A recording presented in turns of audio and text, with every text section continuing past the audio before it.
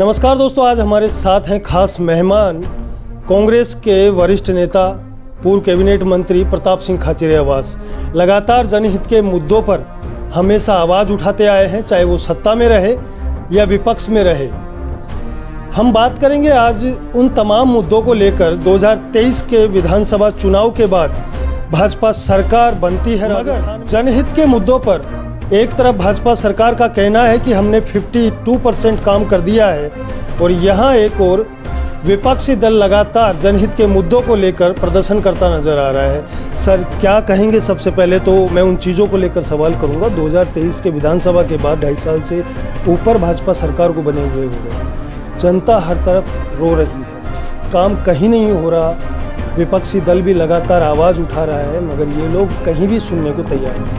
की सरकार जब से बनी है, बीजेपी जब चुनाव में गई, वोटर से कब कहा था कि हम आपकी सुनवाई करेंगे, आपका काम करेंगे? हमारे राजस्थान के वोटर के साथ एक प्रॉब्लम है, वो नेगेटिव वोट करता है, काम पर वोट नहीं करता। अरे आप बीजेपी कांग्रेस से ऊपर उठिए, आप जो काम कर रहा है उसका साथ दीजिए। भाजपा से ज्यादा गलती तो वोटर की है। भाजपा झूठ बोलकर हिंदू मुसलमान करके वोट लेती है। झूठ बोलती है यहाँ मस्जिद बनेगा, यहाँ मुसलमान आपके घर में घुस जाएगा, ऐसा हो जाएगा। अरे भाई, हिंदू मुसलमान आज भी यहीं रह रहा है। सबसे ज्यादा राम मंदिर में चोरी हो गई। जब कोई भी नुकसान होता है, महंगाई होती है, तो सबसे ज्यादा नुकसान के 95% इस देश में। 2000 दुकानें भजनलाल शर्मा के विधानसभा क्षेत्र में तोड़ी, तो 2000 की 2000 हिंदुओं की तोड़ दी। खातूपुरा में सारे हिंदू उनकी तोड़ दी। जो नुकसान होता है, तो जिस देश में है ही 95% हिंदू,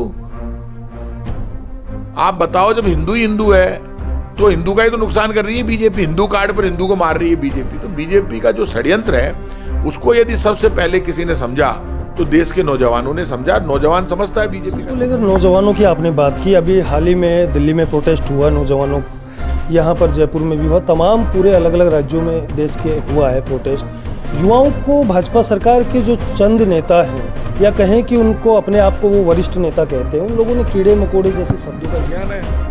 मुझको मेरे बैंक की किताब चाहिए, इस सरकार की धोखेबाजी का हिसाब चाहिए।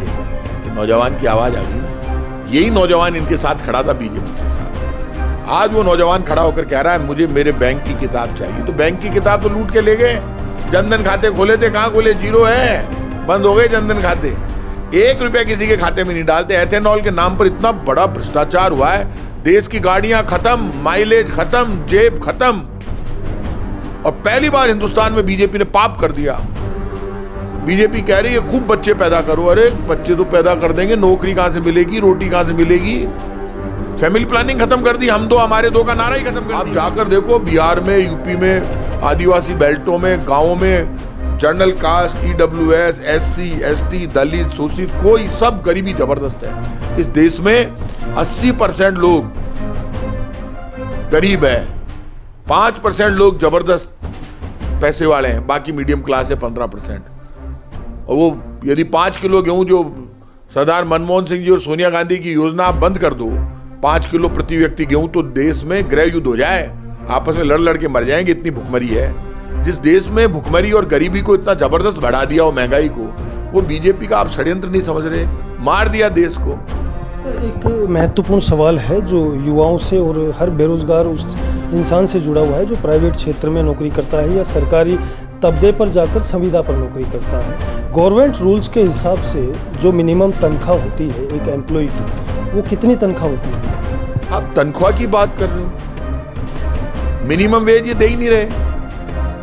आपको कम से कम राजस्थान में यदि आपको मिनिमम वेज पे जाना है तो आपको 23,000 रुपए तो देने पड़ेंगे। आप 23,000 रुपए छोड़कर आप तो 15,000 रुपए नहीं दे रहे। आप मुझे ये बताइए कि मिनिमम वेज, आप तो नौकरी नहीं, ना संविदा पे नौकरी है, ना सरकारी नौकरी है। अभी राजस्थान में इन्होंने, पापियों ने क्या किया कि बिजली के बिल के साथ एक सर्विस शुल्क के नाम पर एक अलग से पर्ची भेज दी। किसी को 10,000, 5,000, 2,000, 25,000, 1 लाख रुपए अलग से मांग रहे हैं। हमारी सरकार में भी बिजली विभाग सबसे बड़ा भ्रष्ट डिपार्टमेंट निकाली थी। मैंने मिनिस्टर रहते हुए मना किया, लोगों ने जमा नहीं करवाया और वो रुक गई। बीजेपी के राज में जब मैं विपक्ष में था तब भी वो रुकवाई थी। वापस सर्विस चार्ज के नाम पर इन्होंने एक पर्ची जारी कर दी। कई चमचे लिखते हैं नीचे, आपके टाइम पे, हमारे टाइम पे खत्म कर दिया था। सर्विस चार्ज एक ही बार लगता है बिजली विभाग में, अलग से पर्ची भेजी। अब कोई किसी के खाद चल रही है बीजेपी का अंधभक्त है तो करा दे जमा, जो जमा नहीं कराएगा हम उसकी मदद करेंगे। गलत स्मार्ट मीटर के नाम पर गलत लगा रहे हैं, स्मार्ट मीटर सर्विस चार्ज तो बिल्कुल गलत मांग रहे हैं। जो जमा नहीं कराएगा उसका साथ देंगे, अब लूटने नहीं देंगे बीजेपी को। सर, आपने ये स्मार्ट मीटर की बात की और इसके लेकर आपने प्रोटेस्ट भी किया था। स्मार्ट मीटर जब से लगे हूँ, मैं कई घरों में भी गया हूँ और मेरे पास जहाँ मैं रहता हूँ वहाँ भी अभी मैंने स्मार्ट मीटर नहीं था, उससे पहले मिनिमम एक 3,000 का या 2,000 का कुछ समथिंग बिल आया करता था। मगर अभी स्मार्ट मीटर लगने के बाद उस इंसान का बिल कम से कम 15,000 से ज़्यादा। स्मार्ट मीटर से बिल भी बढ़ जाएगा, आपकी जेब कट जाएगी। स्मार्ट मीटर जबरन नहीं लगा सकती सरकार। यदि स्मार्ट मीटर कहीं पर जबरन लगाएगी तो जनता के साथ मैं खड़ा हूं, जो डरेगा नहीं उसके साथ मैं खड़ा होकर सरकार का इलाज कर दूंगा। सर, निकाय चुनाव नज़दीक है, अब निकाय चुनाव को लेकर क्या कहना है आपका? मतलब अब की बार जनता क्या लग रहा है आपको? निकाय चुनाव तो रिजल्ट आने के बाद पता चलेगा। अब जनता क्या फैसला करती है जनता बताएगी। अब राजस्थान में विरोध है बीजेपी का, लेकिन वो वोट में कितना कन्वर्ट होता है ये वक्त बताएगा। मैं अभी से कुछ कह दूं ये बहुत लंबी बात हो जाएगी। जब तक रिजल्ट नहीं आते मेरी आदत नहीं है। अब जनता वोट डालेगी उसके बाद बात। ये थे हमारे साथ पूर्व कैबिनेट मंत्री कांग्रेस के प्रताप सिंह खाचरियावास, जिन मैंने बताया कि पक्ष में रहते हुए यानी कि सत्ता में रहते हुए भी जनता के हितों में बात की है और उनके मुद्दों को लेकर हमेशा लड़ाई लड़ी है। और आज भी विपक्ष में बैठने के बाद भी ये चैन से नहीं बैठ पा रहे, क्योंकि लगातार उन मुद्दों पर प्रोटेस्ट कर रहे हैं, सरकार को हिलाने का काम कर रहे हैं, सरकार की नींद को उड़ाने का काम कर रहे हैं, सरकार को याद दिला रहे हैं कि जो तुमने वादे किए थे कम से कम उन वादों को पूरा करे। मगर भजनलाल सरकार कहीं न कहीं सोते हुए पार्टियों के काम में व्यस्त है। ये मैं लगातार दिखाता आया हूँ कि भजनलाल सरकार केवल अपने पार्टियों के काम में व्यस्त है, ना कि जनहित के मुद्दों पर बात करती है, ना जनहित के कामकाज को लेकर वो काम करती है। लगातार हम द पिंक सिटी न्यूज़ के साथ सच्ची खबरें दिखाते हैं, ना कि मिक्स करते हैं। और तमाम खबरों के साथ बने रहें सुभाष बैरवा के साथ। जयपुर।